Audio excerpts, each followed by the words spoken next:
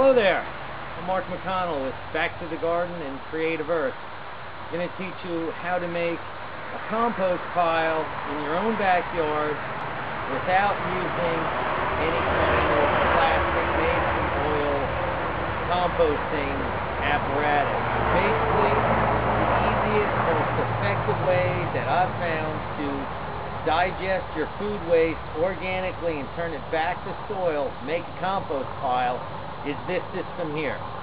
We're going to start first with a pile of partially composted shredded mulch. This material has got both large and very small particle sizes to it. It has been turned and composted to temperatures of 150 degrees for a sustainable time of at least 30 days. So it's got active bacteria in it that already know what to do.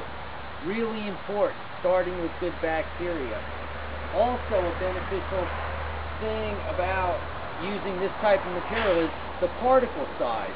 If you use sawdust or if you use newspaper or leaves, you're not going to have enough oxygen in your pile, and it's going to require constant turning.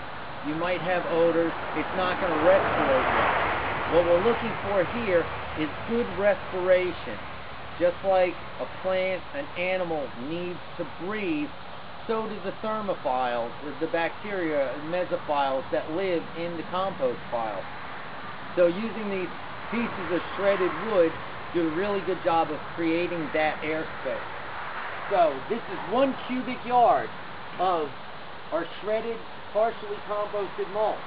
I built it up into a volcano, and I opened up the middle of it. It rained a little bit, so there's a little bit more moisture in it. You have to keep it at about 60% moisture for optimal digestion. That's what you want, about 60% moisture. That's a lot of moisture in there. The particle size will help it drain. The smaller pieces will help hold the moisture in place. Here in this bucket, we have food waste from the kitchen.